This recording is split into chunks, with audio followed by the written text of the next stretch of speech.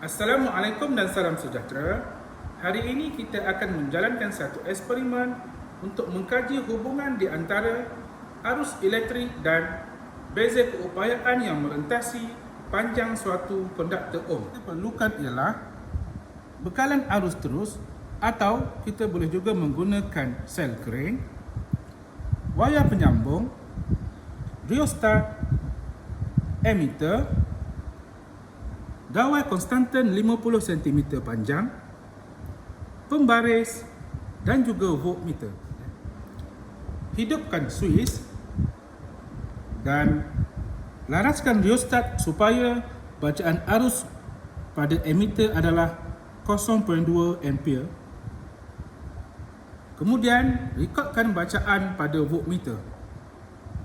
Ulang langkah eksperimen bagi bacaan arus 0.3 ampere.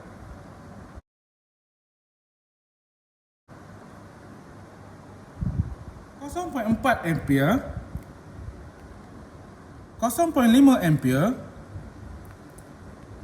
dan 0.6 ampere. Jadualkan semua data yang diperolehi. Plotkan graf beza keupayaan V melawan arus I.